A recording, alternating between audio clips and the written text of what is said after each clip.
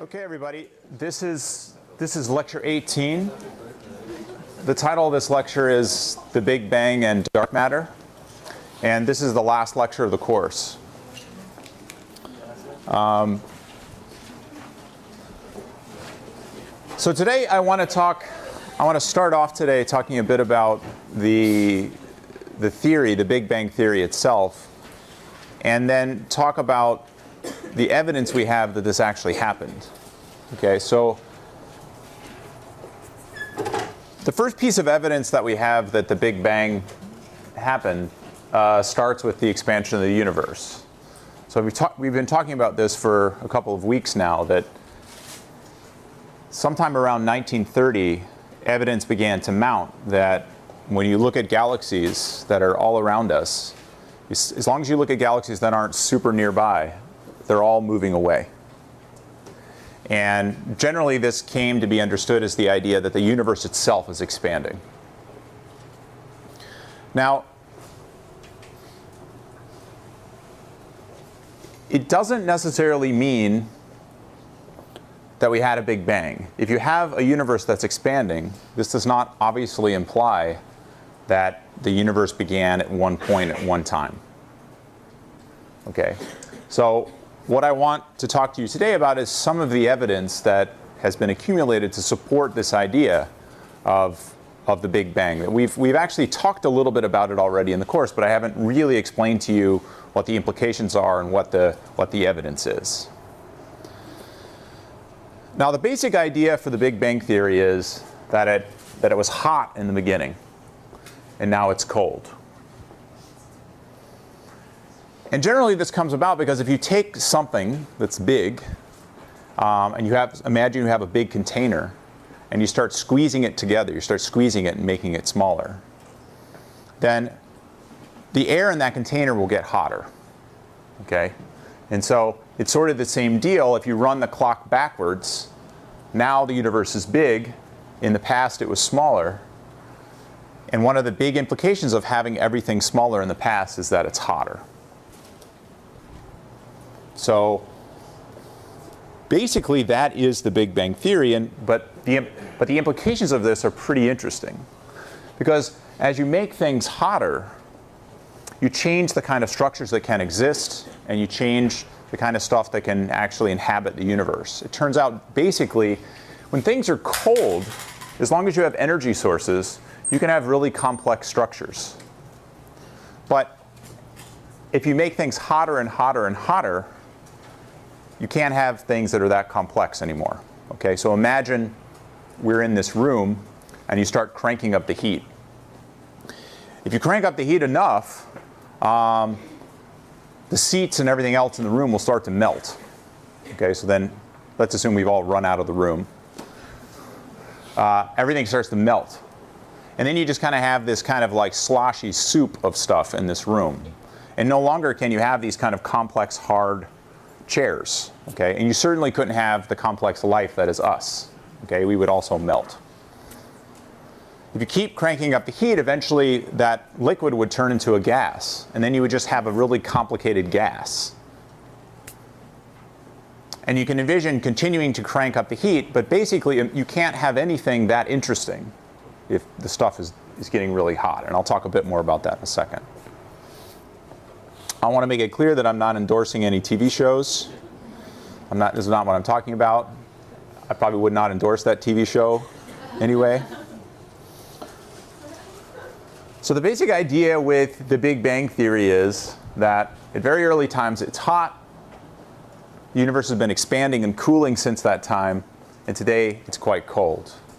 So, for example, we now think that at about 1 second after the Big Bang, the universe was about 10 to the 10 degrees Kelvin. That's extremely hot. That's crazy hot.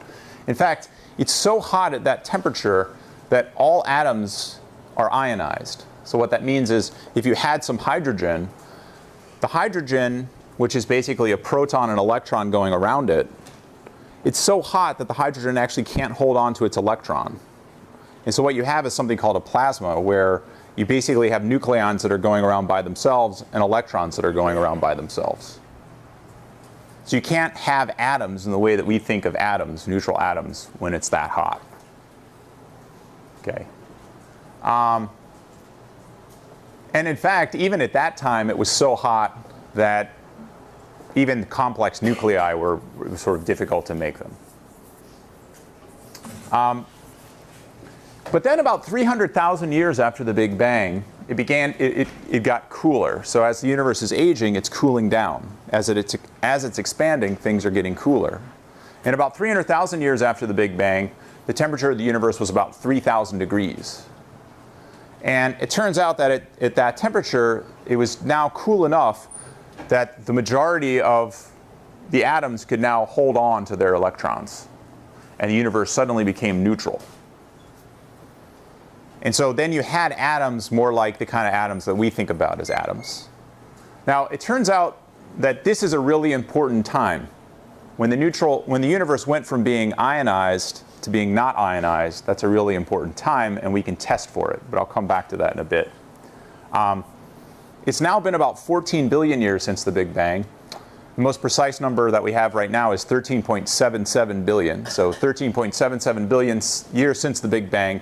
And the universe is very cold at approximately a temperature of approximately 3 degrees Kelvin. So just 3 degrees above absolute zero, that's the temperature of empty space.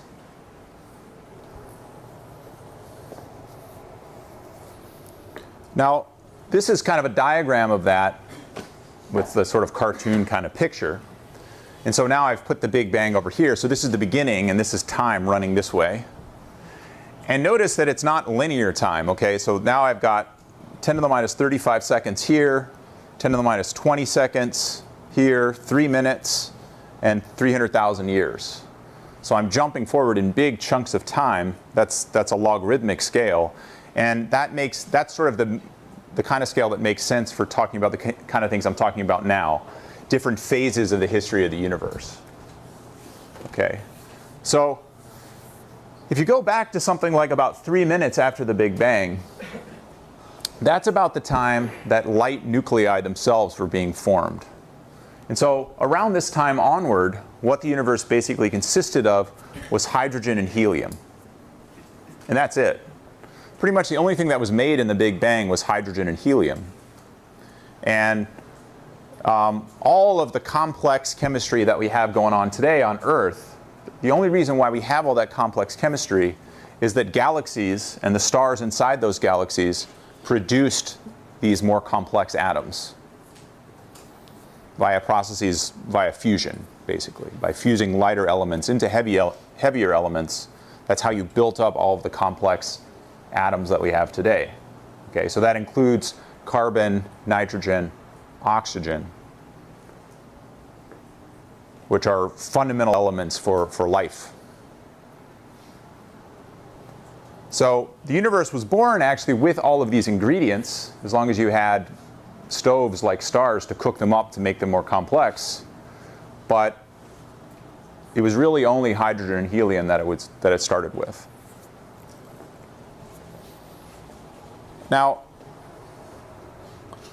how do we know all of this? How can I confidently tell you things like this? Because this was a long time ago. So one of the things I've tried to do over and over in this course is try to convince you that we're not just making this stuff up. So we have a lot of reasons to believe the stuff that I'm telling you. So let me talk to you a little bit about the evidence that we have that this thing actually happened this way.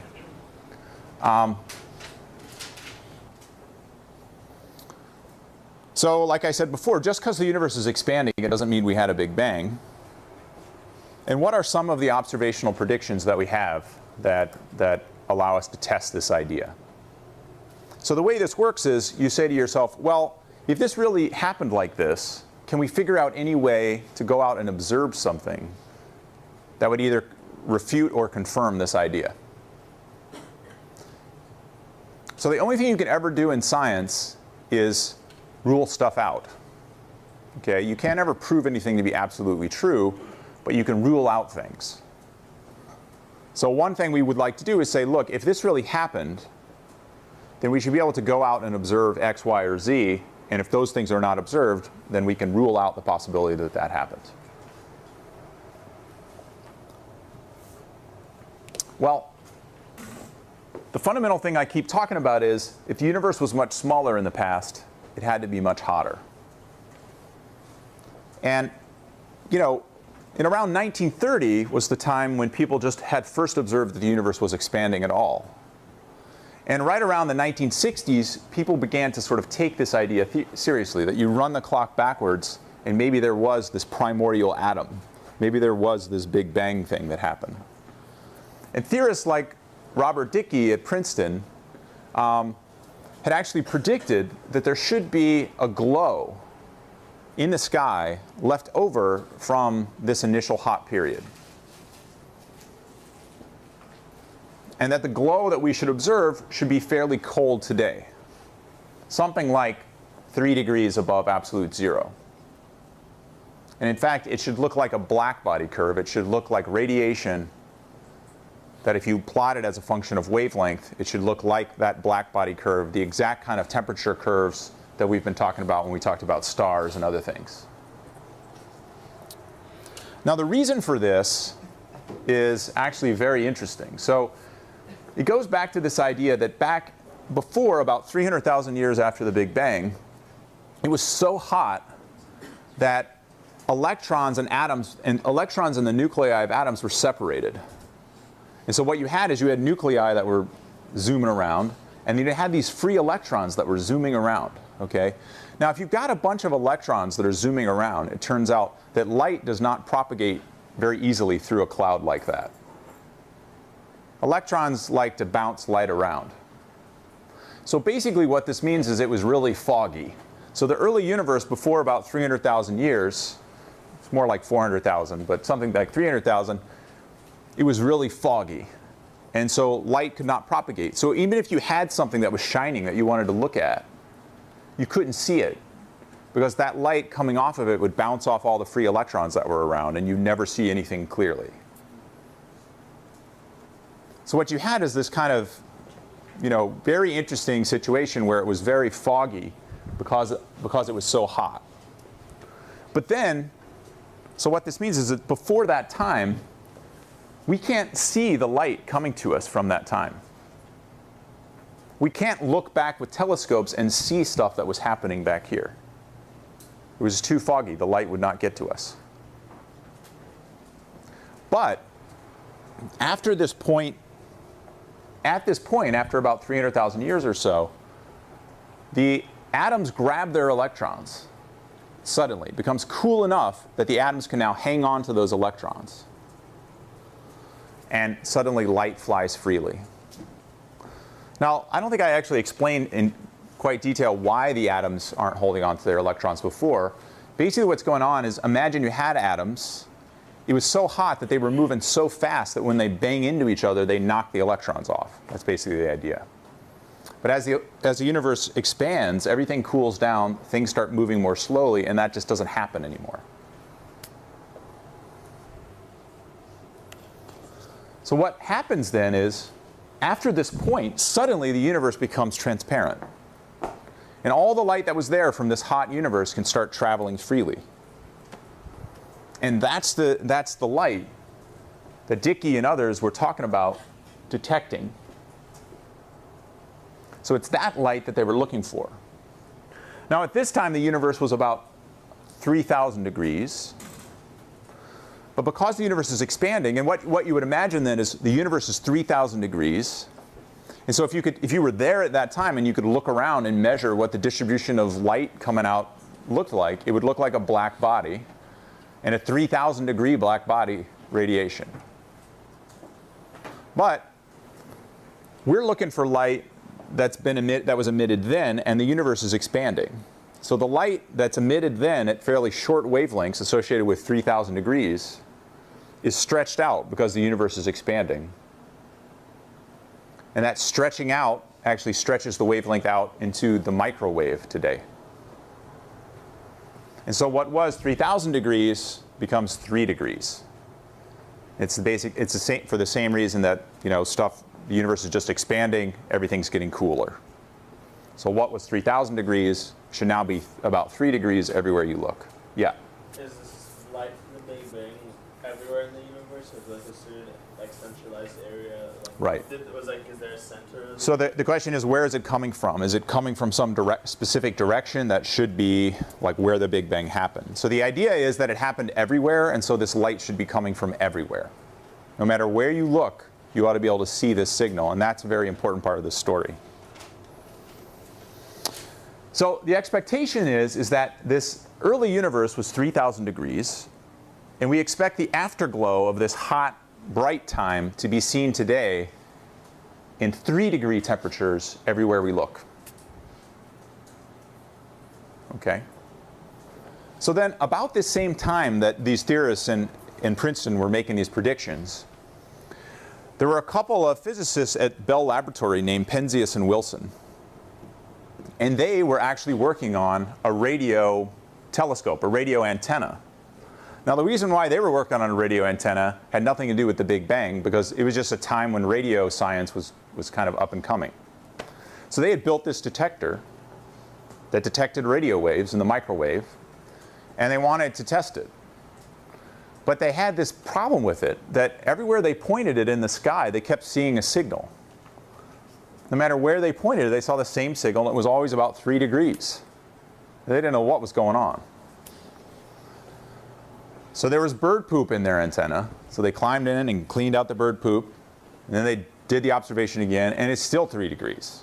And they just have no idea what's going on. And so finally, one of them calls their friend over at Princeton, says, hey, you're a smart guy.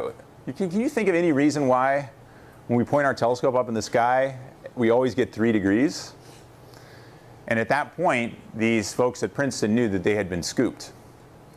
That, in fact, it was these guys who had discovered the afterglow of the Big Bang, which is now called the cosmic microwave background radiation. They found that no matter where they pointed, they see a 3-degree temperature everywhere in the sky. And they were awarded the Nobel Prize in Physics for this. This is one of the really prime pieces of evidence that the Big Bang happened in the way that we thought it would. We thought it did. In fact, there's sort of 4 primary pieces of evidence that people talk about for the Big Bang, at least the 4 I'm going to talk about in this course. The first is the expansion of the universe. We already know about that. The second is this cosmic microwave background radiation, the fact that no matter where you look in the sky, you see 3 degrees. And then there are a couple of other things that I want to talk about very briefly, just to show you that there's just lots and lots of evidence that this happened. The third is something called primordial nucleosynthesis. Primordial means early on, the beginning. Nucleosynthesis means making nuclei. So this is about the kind of nuclei that were made in the very beginning, the kind of atoms that were forged in the Big Bang. And this fourth is the fact that galaxies are seen to evolve. As you look back in time, you see galaxies changing. So we've already covered these first 2, and so now I'm going to go on to this third one. Very briefly, if we want to understand what was going on back here, before this 300,000 year point where the universe got foggy, we can't use light. We can't use telescopes to look back here. So we have to think of other things that we could figure out that we could use to test what was going on here. And so it turns out that the conditions that should have been going on in the universe at about this time were basically the conditions that were appropriate for the formation of light nuclei. So the universe is basically born with primordial particles. Not just atoms, but stuff that's more fundamental than even the atoms. So if you take this analogy of us in this room and you keep heating it up, eventually you have this gas of nothing but atoms. But you could keep heating that room up more. And eventually it starts being so hot, the atoms are moving so fast, they slam into each other and knock the electrons off. And so now you're back to this plasma that I'm talking about, where electrons are free and neutrons are free, or neutrons and protons are sort of going around. It gets so hot that the nuclei can't hang together and you just have free neutrons and protons. But it turns out you can crank it up even more. And even neutrons and protons break apart into their constituent matter, and that's something called quarks. So as you push back towards zero, what's happening is you're breaking all of the stuff up into its most constituent components, the fundamental things that govern it. And so in that sense, it's this region right around the Big Bang itself where you have the real primordial soup. All of the most fundamental constituents of the universe are there in almost elemental form, you know, quotation marks elemental, because it's not those kind of elements on the periodic table. And then from that sort of original initial ingredients, all this other stuff happens and you form. And so the question is, how do you go from the just free neutrons and protons, or the quarks, then to neutrons and protons, and then to atoms themselves, the nuclei of atoms? Okay? And so it turns out about 100 seconds after the Big Bang, when the universe was about 1 billion degrees, this was when conditions were right, densities and temperatures and stuff like that were right, for protons and neutrons to begin actually sticking together to form the actual nuclei of atoms. And it turns out that mostly what's made is hydrogen and helium. And there's also a little bit of lithium that's made. And you can calculate exactly how much of this stuff is made. You can calculate very accurately how much helium should have been made compared to how much hydrogen you have, for example. You can also calculate deuterium and lithium and other kinds of things.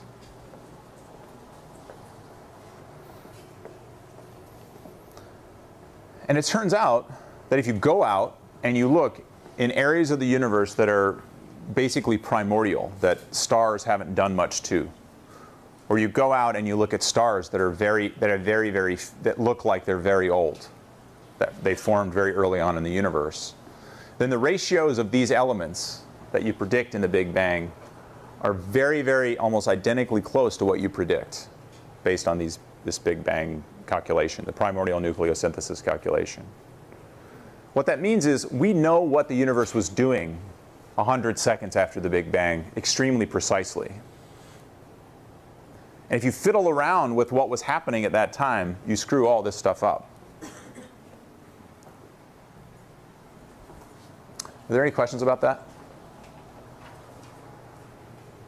Yeah. I have a question going back to the microwave thing. Yeah. Can you clarify what you mean by 3 degrees? Because how does that detector detect? Oh, okay. So this is a question saying, I'm still thinking about, so she says, I'm still thinking about this 3 degree stuff, this background. How can a detector detect temperature, I think is the question. How does a radio telescope detect temperature? So who remembers what a black body is? Someone tell me what a black body radiator is. Yeah. Yeah, it's a perfect emitter of light. And what does temperature have to do with a black body radiator? Good. Temperature is the only thing that gives it light. And specifically, the higher the temperature, what kind of light comes out? Like in terms of its wavelength. Yeah, higher temperature glows bluer, and cooler temperature glows redder. Now with stars, we're talking about temperatures like 5,000 degrees. And we're talking about differences between like 3,000 degrees and maybe 6,000 degrees, going from blue for the hottest ones to red in the coolest ones. And so you can measure if you measure the wavelengths of light coming out of stars, you can measure the temperatures of those stars. You remember that? Okay, do people remember that? So now imagine taking a thing that's like a, so then imagine thinking about the temperatures of other things, right? So we all glow at black bodies too. We're all black bodies at some level. We emit light, we emit energy, but it's not in visible wavelengths. So if you were to look at the spectrum coming off of us, we have some part of our spectrum that's actually infrared light. That's heat. So we sense infrared light as heat. So you can measure our temperature by just measuring what the wavelength of infrared light coming out of us was. Does that make sense? Okay, that's infrared. I'm talking about now microwave, which is even longer than infrared. So going really long wavelengths. So that, in that sense, that's what I'm talking about is the temperature. I'm talking about measuring the wavelength distribution of light. But instead of that peaking in the visible or in the infrared, visible like stars, infrared like us, this peaks in the microwave. But because it peaks in the microwave where wavelengths are really long, we're talking millimeters, that means it's very, very, very cold. Okay, does that make sense? So that's what I'm talking about when I say temperature. Temperature generally is basically defined by the blackbody spectrum it's emitting. That's what temperature is. Are there any other questions about that? Okay, so let's go back now and talk about nucleosynthesis.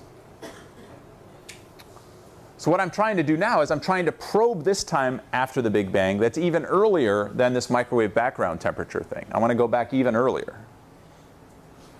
And so it turns out that you can measure how many light nuclei formed in the Big Bang and compare that to the predictions that we think should have happened. And those numbers are really, really close. And so that's one reason why we think we understand the conditions of the universe at that time quite well. Are there any questions about that? Yeah. So you said messing with observations that indicate great agreement would screw this all up? Messing with messing with, for example, the age of the universe, or messing with how much mass we thought was in the universe, or things like that would screw this up a lot.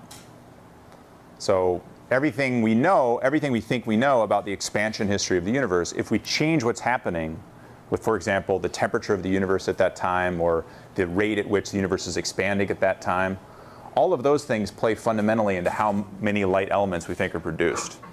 And so in fact, you can these measurements of how much hydrogen and helium and different types of helium and lithium and things like that were made in the Big Bang allow us to constrain very precisely how fast the universe was expanding, what the temperature of the universe was. It's something like 100 seconds after the Big Bang. Any other questions?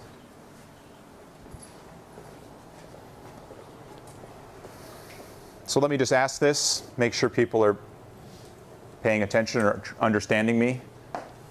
Why didn't the light elements form earlier than 3 minutes after the Big Bang?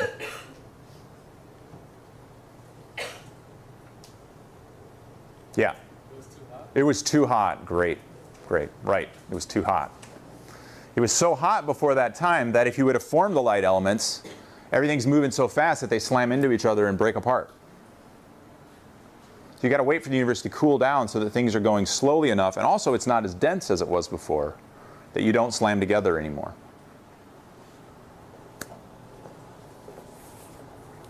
Yeah? I have a question. I remember you said the universe was foggy. Yeah. So was that a fog of electrons? A fog of electrons. A fog of electrons and protons. But it's mainly that you have all these electrons that are free, that aren't bound to their atoms, so they have a charge, and that makes light bounce all around.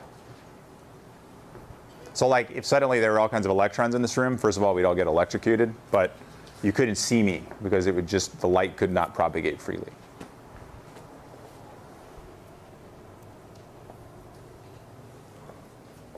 So the fourth pillar, so-called pillar of the Big Bang, is the fact that if you look at galaxies that are really far away and therefore back in the past, they look different than they look today.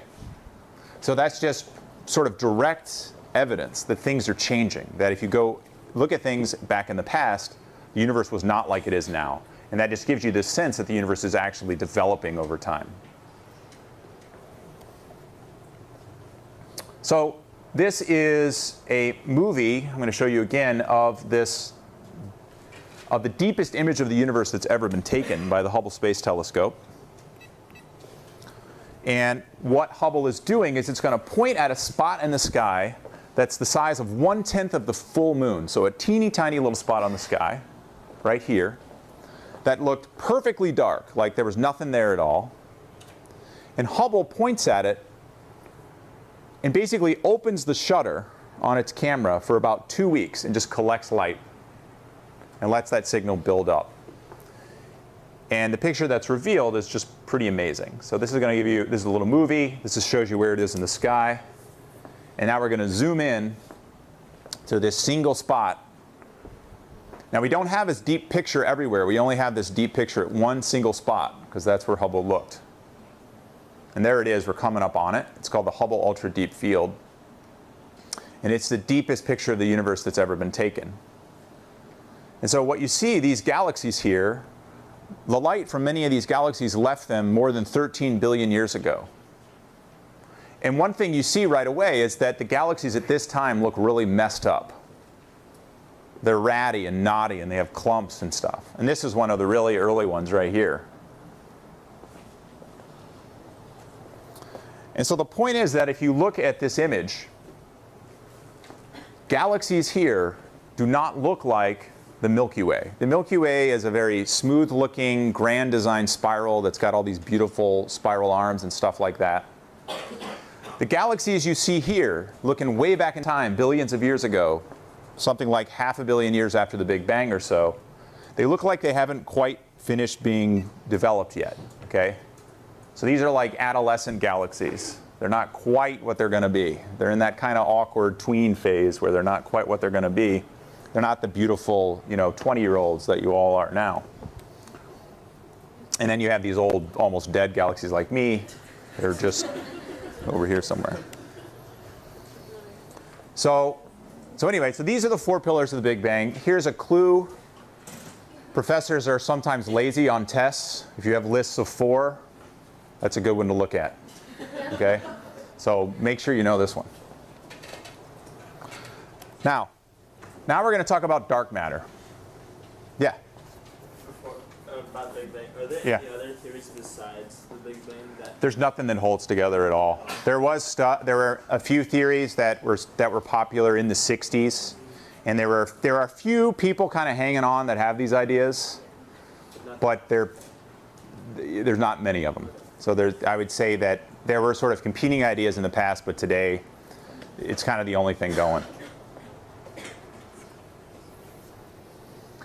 The questions that are under debate now is like as you push way back. I'm not talking about 100 seconds. I'm talking about 10 to the minus 35 seconds. I'm talking way back. That's the era now where people are trying to understand what was going on. Was there actually a single point? Were there other processes going on as you approach the beginning? That's where our understanding gets really fuzzy. Basically, as you propagate back to time t equals 0, the temperatures are going up, the energy scales are going way up. And we just can't test conditions like that in the laboratory on Earth. The Large Hadron Collider in Switzerland, who's heard of this? Who's heard of the Large Hadron Collider? Good. So this is a particle accelerator that's taking particles and spinning them around really fast and slamming them together. It's creating energies, effectively temperatures, that are so high that we've never realized them since the Big Bang itself. So in those particle accelerators, we're trying to make temperatures that are very high, and effectively in the laboratory probe what was going on in the very fractions of a second after the Big Bang. But as you you can keep going forever in the Big Bang, all the way back, and we just don't have particle accelerators that are big enough to test those energy scales. Okay. So one thing they're actually looking for in the Large Hadron Collider is something called dark matter. A lot of us really hope that there's a signature in the data from this particle accelerator that will betray possibly that there's some kind of new particle in nature that people have been hunting for a long time that can explain a phenomenon in astronomy called dark matter. And that's what I'm going to talk about now. Yeah? Is that Higgs boson? No, the Higgs boson is not the dark matter. So, Is it a particle? yeah, Higgs boson is a particle. It's not the dark matter, but it's another particle. The Higgs boson is the particle that is responsible for things having mass, turns out. And that looks like it's been discovered after years and years of hunting for it by the Large Hadron Collider. So I showed you this figure last time. This is a pie chart that shows our current understanding of what the universe is made of. Okay? And the weird thing is that only 5% of the universe is made of stuff that like what we're made of. Or in fact, anything that we're familiar with is made of. Anything on the periodic table. 70% of the universe is this stuff that's making the universe expand at an ever faster rate. So this acceleration in the expansion rate of the universe, this dark energy that I talked about last time. And 25% is something that's called dark matter. Now it turns out our current best guess for what the dark matter is it's something that's not dark energy. It's very different than dark energy. Okay? But it's not normal stuff either. It's not made of normal atoms. It's made, we think, of some kind of elementary particle of nature that we just haven't detected yet in the laboratory. An analogy to this is something called a neutrino. It turns out that many years ago, we now know that there are particles called neutrinos, and we know how to detect them. But we haven't always known they were there. There was a long time in modern science that we had no idea that there were these particles called neutrinos that we now know are going through us all the time. But eventually they were detected. In fact, the neutrino was detected by Fred Reines, who was a faculty member at UC Irvine, and we have a hall right over there called Reines Hall. So you get a building named after you if you detect these particles. So maybe one of us here will detect a dark matter particle, we'll get a new physics building, which would be great. So anyway, so I'm going to talk about dark matter. We know the universe is expanding. We've been talking about that forever. You're sick of hearing about it. It's all expanding away. This is a map of the local universe. Everything's going out. But not every single point isn't going out. There's some slop in it. Some of it's going out faster than others. Some things are going away faster than others. In fact, here's a diagram that I showed you last time, which plots the Hubble plot. This is the Hubble diagram that plots the recession velocity of galaxies versus the distance to those galaxies. And here's this sort of line-like relationship between them. This is the Hubble relationship that we've talked about before. The slope of this line is the Hubble constant. Now, if you look at this plot, does it look like all the points lie along the line? Who thinks yes? Good. Who thinks no? See, I'm always tempted to ask who thinks, because not everybody has answered.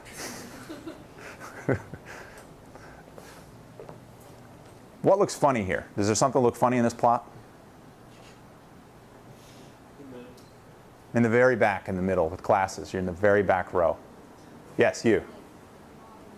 Yeah, that thing in the middle. There's something here that looks weird. What's this? What's going on there? These are a bunch of galaxies that are all in about the same place, right? Because they have the same distance. But they're not all moving together in the same direction. Some of them are moving towards us a little, some are moving away from us a little slower than others. What this is a cluster of galaxies that are all zooming around each other. Okay? So imagine that they're all going like this. So some of them are going forward and back relative to you, but the whole ball, like a beehive, is actually going away with the expansion of the universe. So that actually gives you a much better picture of what the universe is really doing. There's kind of pockets of stuff that are sort of orbiting around each other, but globally that pocket is going away from us with a large-scale universe. In particular, our story with dark matter begins with one of these balls of galaxies called the Coma Cluster. The Coma Cluster is kind of the biggest, baddest cluster of galaxies that's near us. It's got thousands of galaxies in it, and it's a place where it's useful to study what's going on. It turns out that you can measure the mass of one of these clusters by measuring how fast the galaxies are moving. Okay? And the basic idea is the slower the galaxies are moving around each other, the less mass this whole thing has. And the faster they're moving around each other, the more mass it has. Okay? And the way to think about it is, there's a certain velocity that you can have, and if it's higher than that, you'll escape. There's not enough gravity for you to be there. Okay? So if you had, a satellite going around the Earth at 1,000 times the escape velocity of the Earth, it would just fly off. It would not orbit around the Earth. So the idea is if you see galaxies moving around really fast, either they're destined to just fly away from each other really soon, or there's a lot of mass there to hold them there. And so the basic idea is that if you measure small velocities for galaxies and galaxy clusters, there's not much mass there. But if you measure high velocities, then that means there's a lot of mass. Does that make sense? So here's this Coma cluster, modern picture of it. And in 1933, this guy named Fritz Zwicky was looking at these galaxies. And he measured how fast they were moving. And what he found is that they were moving really fast. Way, way faster than he thought they should be moving, based on how much mass he could count in the light from the galaxies. So he could count how many galaxies there were. He knows how much a galaxy weighs roughly, adds up all that mass. It's not nearly enough to explain all this stuff. And he says, look, there's got to be something else there, and I can't see it. So there's some kind of dark matter there that's holding this stuff together. So this is the first time that people started talking about this idea of dark matter. Now, Zwicky didn't know what it was, but he just said, look, there's got to be a lot more mass there than I can see. It doesn't shine, so I call it dark. Now, Fritz was a very interesting character, this guy. You can kind of tell from the picture. That's why I like this picture. That's pretty much it. That's his deal right there. So not everybody took him seriously. Okay? They didn't know what was going on with it. And in fact, there was another guy who looked at another cluster nearby called Virgo and saw the same kind of thing. But people didn't really know what to make of it. Now today, if we go back and we look at these kind of clusters, I think this is Coma again. Now we have X-ray telescopes. They didn't have them back then. Now if you point an X-ray telescope at this cluster, it's booming in X-ray light too. And what that says is there's a hot gas there, and you can measure it's got tremendous pressure. That's hot gas in the Coma cluster has got all kinds of pressure. And again, because it has so much pressure, you need gravity to confine it, or else it would float away. And the mass you estimate from the pressure of the hot gas that you can measure from X-ray is very similar to the mass you estimate from how fast those galaxies are going around. But again, Fritz didn't have this, and so people didn't believe him at the time. Well, maybe they believed him, they just didn't know what to make of it. Let's flash forward to around 1965. It was at this time that astronomers now had really had developed ways of measuring velocities very precisely over the face of a galaxy. In particular, one of the pioneers of this is Vera Rubin. Vera is alive today, and actually her son is a chair in the mathematics department here at UC Irvine. What she was expecting to see is she was expecting to see the stars in the middle of these galaxies spinning really fast. But then as you go out to the edge, she thought that the velocities would drop off. And this is just the same way, and that's because there's more mass in the middle, there's more light in the middle than in the outer part. And this is just the same way that Mercury and Venus are going around the sun much quicker than Pluto. That's because the gravity from the sun is much smaller way out there compared to where in close. Okay? But this is not what she saw. When she actually went out and measured it, what she found was that the rotation curve was very flat. So you expected it to fall off, but instead these stars way out here were whipping around much faster than you thought they should be. And again, now we interpret this as dark matter. You see this basically every galaxy you look at. Every single galaxy you look at basically shows this. If you look out far enough, there's anomalous velocities. Things are moving much faster than you think they should move. And so now we have this idea that around all galaxies is this big distribution of missing mass, this dark matter. Now, there's a lot more evidence for dark matter now. So, scientists are generally very skeptical people. And when this kind of stuff was originally coming out, forget about crazy Fritz. I mean, even here, when this stuff was coming out, scientists were like, okay, this is nuts. This can't be true. But since this time in the 60s and today, there's just more and more evidence that builds up from a process, something called gravitational lensing is one way. There's other things you can do, looking at things in the in the distant universe. There's lots of different ways that things are kind of coming together that are all pointing to this picture that there's this mysterious missing mass out there that we can't explain. Let me give you one other example that gives you a sense of the complexity of this whole problem, but how everything fits together very nicely. If you recall back when I was talking about the Big Bang before, there was this detection of what I said was the cosmic microwave background. The fact that everywhere you point in the sky with a radio telescope, you see that the universe has the same temperature everywhere, 2.7 degrees Kelvin. So this is supposed to be a map of the sky. That's what this is. And it's all the same color because it's all the same temperature.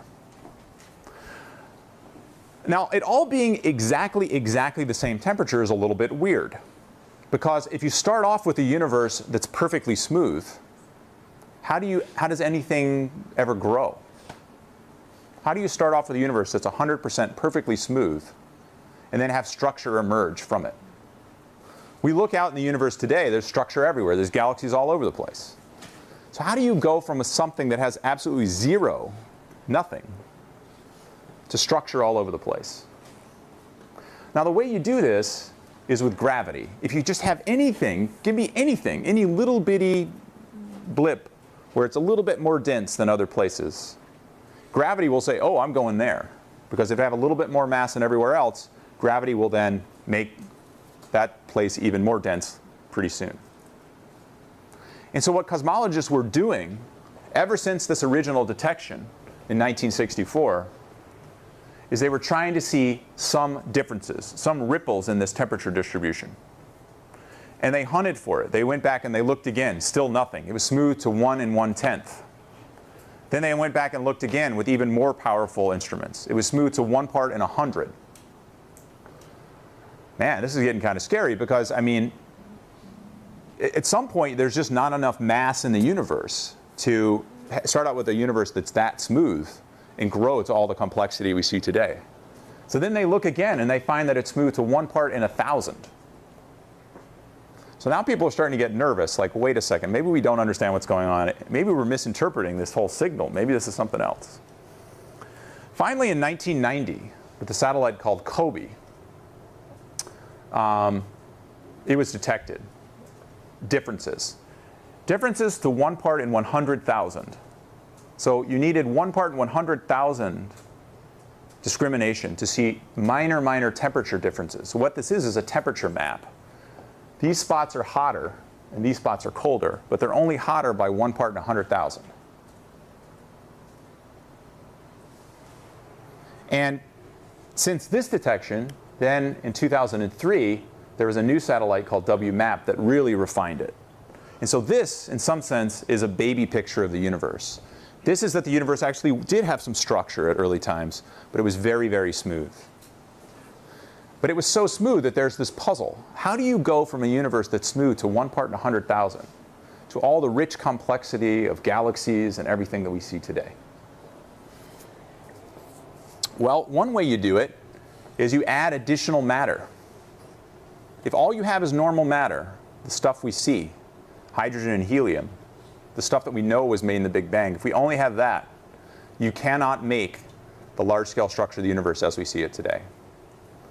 But if you take a large simulation, make it almost perfectly smooth in the beginning, and put all this dark matter in, according to the composition of the cosmos that we think is there, and you run it forward over time, what you find is that those little bitty initial clumps grow and grow and grow. They're amplified by gravity. And what you're seeing here is these dark yellow points are places where there's more stuff. They're denser. And the lighter green is lower density. So what's happening is the galaxies are forming in these yellow clumps. And they're also forming along these kind of networked filaments. You can kind of see it here, that they're sort of like these big open bubbles in the middle. And those things are sort of flanked by these filamentary structures. This is 200 million light years across, and it's a universe simulated in a supercomputer. And the idea here is that each of these yellow clumps harbors within it a galaxy. Now the amazing thing is, if you run these kind of simulations putting the dark matter, and actually you have to put the dark energy in and all this kind of stuff. They look like these red maps here. So these are like wedge diagrams. If you just try to observe the simulated universe in the same way we observe the real universe, you get distributions of galaxies that look like this.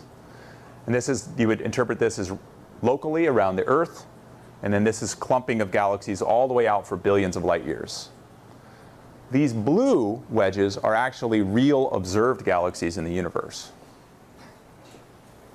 So what you can see is it's not, perfect, but in a statistical sense, that's all you can predict. In a statistical sense, these two sets of this theory versus the observation are identical.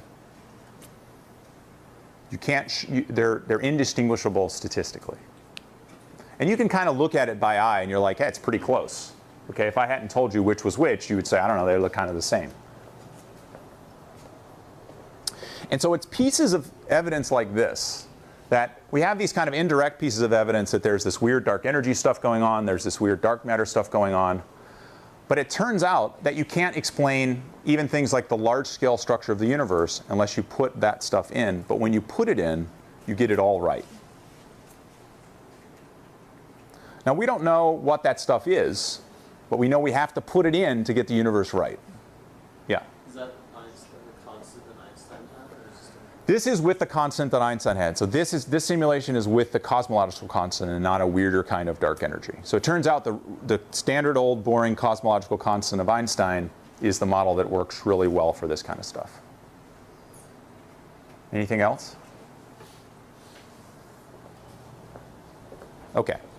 So, like I was telling you, lists. Everybody, I like lists. So what's the evidence that we have for dark matter? So first, there's the fact that galaxies are moving fast in galaxy clusters. You couldn't explain the speeds of those galaxies if the only mass you had in the galaxy clusters were just the galaxies themselves. The second is that there's hot gas in galaxy clusters that has so much temperature and pressure that you could not confine it there if there wasn't additional mass there to hold it. The third is if you just look at how fast galaxies are spinning. Okay? You would expect that galaxy spins, the rotation speeds of stars at the edges of galaxies begin to get smaller and smaller as you go out, but that's not what you see. What you see instead is it's rather flat. And that's indicative of there being a lot of extra mass out there that's allowing those stars to go fast and not fly off. And finally, I talked about the large-scale structure of the universe itself. The universe is very, very smooth at early times. We know that. We can see it directly in the cosmic microwave background. But the universe, when we look around us today, is just crisscrossed with galaxies everywhere we look. And the only way to go from that smooth beginning to that really complex and clumpy universe we see today is to have a lot of additional mass there. Now, it turns out there's actually a lot of other pieces of evidence that the dark matter is there, but I haven't had time to talk about it.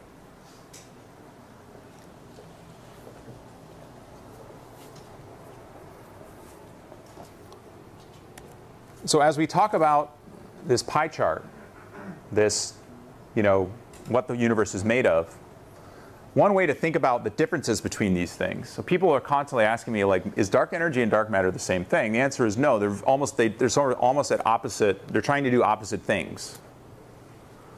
The dark matter is actually the engine of galaxy formation. The way we understand it now, if the dark matter wasn't there, it would be almost impossible to make galaxies. Which means it wouldn't be possible to make stars that then recycle new elements that they made. So there would be no complex chemistry. Okay? So if there wasn't for dark matter, it's not obvious that there would be us. It's unclear how we could possibly form life in the universe without this additional stuff.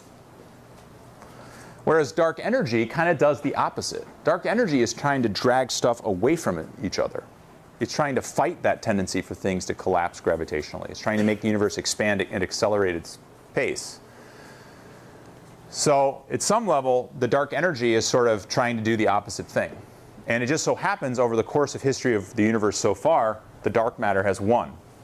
We actually think that in the long run, the dark energy is going to win. Okay. Are there any questions about that?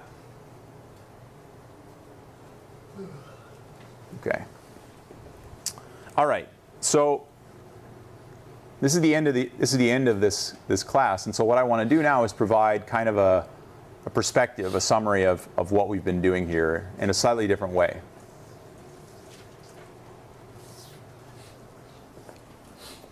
So about 100,000 years ago, somehow, the complexity that the universe creates ended up developing the human pupil, which was stuck onto our brain.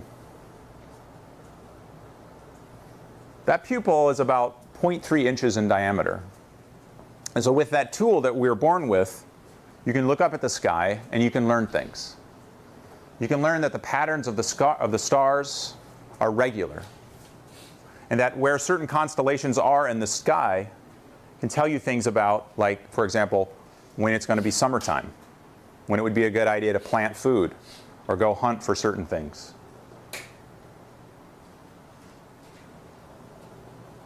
By looking at the sky with those eyes, eventually you can come up with ideas like, hey, the Earth is actually round, even though it might seem to be flat. And maybe it allows you to come up with the idea that even though it seems like the Earth the sun is going around the Earth, that doesn't actually jive with quite everything I see. Maybe it's the other way around.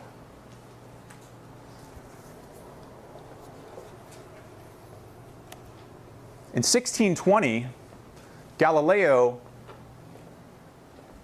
built himself a bigger lens. It was 2.5 inches in diameter. And with that extension, again connected to his brain, he was able to show, yeah, for sure, we're definitely going around the sun. And that little light up in the sky that we call Jupiter has other things going around it. Venus has structure and the moon has mountains. And it's very likely that those other stars up in the sky are other suns. And so suddenly we realized that the universe is much bigger than we had ever imagined it to be. Galileo never imagined that Jupiter had moons before this telescope. Nobody did.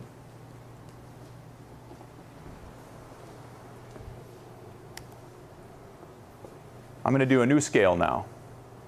That's Galileo's 1.5-inch telescope, that little dot. In 1917, the largest telescope in the world was 100 inches, 60-something times bigger than Galileo's telescope in diameter, but much more powerful. Before this telescope was built, no one had any idea that the universe was accelerating. It was expanding. In fact, before this telescope was built, we didn't know what the nature of the universe was at all. We didn't know that there were other galaxies. We thought that the whole universe was basically stars. But with this powerful telescope, Hubble was able to show that Andromeda was actually a galaxy in its own right. It was more than 1 million light years away, and that the universe itself was expanding. The biggest telescope in the world right now is the 10-meter Keck telescope. The most powerful optical telescope in the world are the 10-meter Keck telescopes in Hawaii, built in 1993. Before these telescopes were built, we had no idea that dark energy was there. We didn't know the universe was expanding. In fact, when I was in graduate school, there were a lot of theoretical cosmologists who told me that that was insane, that you should never imagine a universe that was accelerating. That doesn't make any sense.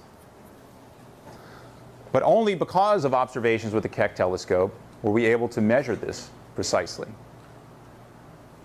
And again, overturn the ideas that we had that we didn't even think about before it was built. Currently, the University of California is in partnership with Canada, Japan, Caltech, China, to build something called the 30-meter telescope. Now, I'd like to tell you about all the things that we're going to discover with this telescope, because there are things that we'd like to look at. But it's highly likely that whatever we do discover is things that we haven't thought of yet. Maybe the universe is even weirder than our imaginations can conceive right now. So stay tuned for that. And that's it. So I've put this study guide up online. Hopefully that'll help you. And I'm happy to take questions over email or in office hours tomorrow. So thanks very much.